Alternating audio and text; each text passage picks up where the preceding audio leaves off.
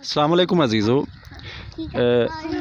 دھند کے بعد یہ پہلا دن ہے تو ہم اپنے بچوں کو لے کر باہر نکلے ہیں۔ اپنے بچوں کو اس تخلیقی نظام سے مانوس رکھیں، تخلیقی نظام سمجھانے کے لیے اپنے بچوں کو باہر نکالا کریں اور اس تخلیق سے مانوس کریں، سمجھائیں۔ یہ اصل حقیقی اور تخلیقی کتاب ہے۔ یہ ایک علم کے طور پر بچوں کو سمجھائیں۔ اپنے کالج میں، اپنے اسکول میں اس تخلیق کو علم کے طور پر متعارف کرائیں تاکہ بچے اس تخلیق کو جب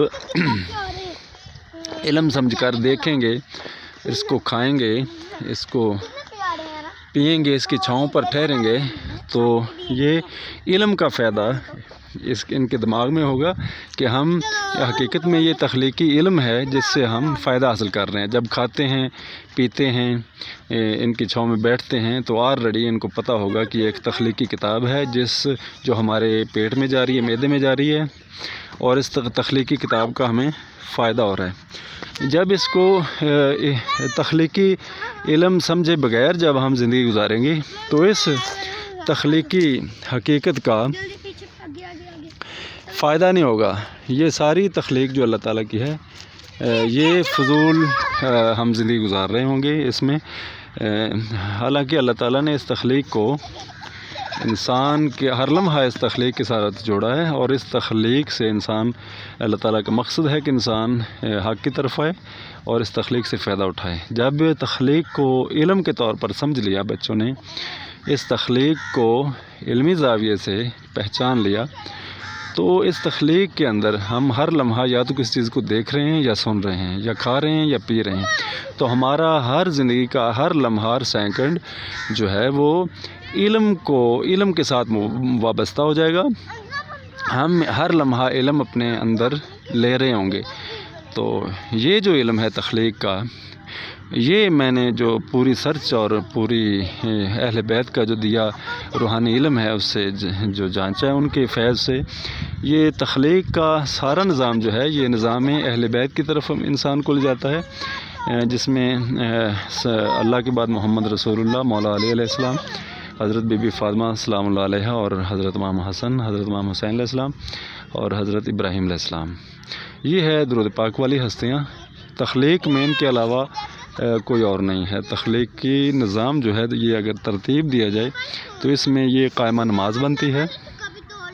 اس میں سارے جانور، سارے یعنی درخت، پھول، چرند پرند، سبزیاں، سارے اس میں سمیٹے جاتے ہیں۔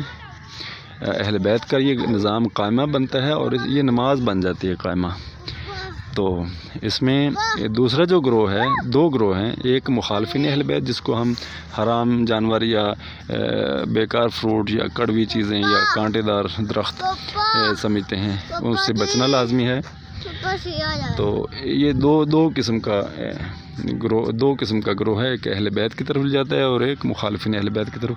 اگر ہم اس تخلیقی علم کو سمجھ رہے ہیں تو ہم اہل بیت کی محبت ہمارے دل میں آ جائے گی اور مخالفین اہل بیت سے ہم نفرت کرنے لگ جائیں گے۔ یہ فائدہ ہوگا ہمارے بچوں کو، اور کوئی فرقہ نہیں بنے گا، کیونکہ تخلیق کسی مولوی نے بنائی نہیں ہے، تخلیق بنائی ہے اللہ تعالیٰ نے، اور تخلیق کی حقیقت کو جب سمجھ لیں گے تو فرقوں سے پاک ہم یعنی بغیر کسی اسٹرگل کے تھوڑا سا اگر سمجھ لیں گے تو ہم اہل بیت کی محبت کی طرف داخل ہو جائیں گے، ہم مرنے سے پہلے، اور اس کا فائدہ حاصل کر لیں گے۔